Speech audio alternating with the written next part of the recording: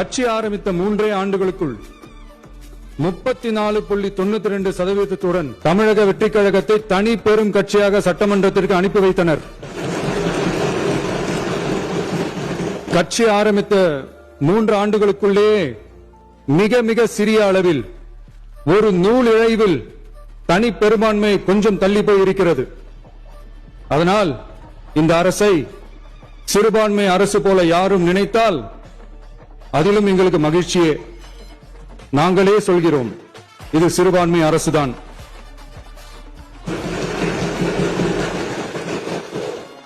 சிறுபான்மை மக்களுக்கான பாதுகாப்பை உண்மையாக நிலைநாட்டும் அரசுதான். அது மட்டுமல்ல, பெண்கள், குழந்தைகள், முதியோர்கள், இளைஞர்கள், அரசு ஊழியர்கள், ஆசிரியர்கள் மற்றும் உழைக்கும் வர்க்கத்தினர் என அனைத்து மக்களுக்குமாக அமைந்த அரசுதான் இந்த அரசு. அந்த நம்பிக்கை அனைவருக்கும் ஏற்பட்டதால் தான் இந்த நம்பிக்கை தீர்மானத்தில் அது நிரூபிக்கப்பட்டிருக்கிறது. இந்த நேரத்தில் இந்த மாமன்றத்தில் நமது அரசு சார்பாக சில உத்தரவாதங்களை நான் தர வேண்டும் என்று விரும்புகிறேன். தமிழக வெற்றிக் கழகத்தின் கொள்கை தலைவர்களான தந்தை பெரியார், பெருந்தலைவர் காமராஜர், அண்ணல் அம்பேத்கர், வீரமங்க வேலு நாச்சியார், மக்கள் சேவகர் அஞ்சலை அம்மாள் ஆகியோரின் வழிகாட்டுதலுடன் இந்த மக்கள் அரசு மனசாட்சி உள்ள மக்களாட்சியை தரும் என்று உறுதியளிக்கிறேன். சமூக நீதி, சமநீதி, சம வாய்ப்புடன், உண்மையான உறுதியான ஜனநாயகத்துடன், மதச்சார்பற்ற சமூக நீதி கொள்கைகளுடன் இந்த அரசு நடக்கும்.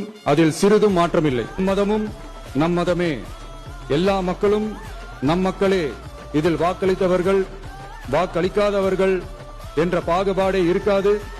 இது எல்லோருக்குமான அரசு. இது சாமானியர்களுக்கான அரசு. இது சாதி மத எல்லைகளை கடந்த அரசு. இது பாகுபாடு காட்டாத அரசு. இது பண்பாடு காக்கும் அரசு. இது பண்பட்ட அரசு. அரசியல் காரணங்களுக்காக யாரையும் எதற்காகவும் புண்படுத்தாத அரசு. இதையெல்லாம் போக போக புரிந்து கொள்வார்கள்.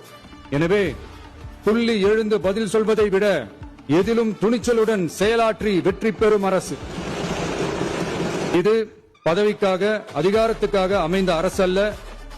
நம்பிய மக்களுக்கு நன்றி கடன் செலுத்துவதற்காக அமைந்த அரசு. அதிகாரம் காட்டி மிரட்டும் அரசு அல்ல, அனைவரையும் அரவணைக்கும் அரசு. எவர் மீதும் வெறுப்பு காட்டும் அரசு அல்ல, எல்லோரையும் விரும்பும் அரசு. மக்களே முக்கியம், மக்கள் நலன் மட்டுமே முக்கியம். அதுவே எங்கள் ஒரே நிலைப்பாடு. எனவே மனசாட்சி உள்ள மக்களாட்சிக்கு ஆதரவளித்த அனைவருக்கும் மீண்டும் என்னுடைய நன்றியை தெரிவித்துக் கொள்கிறேன்.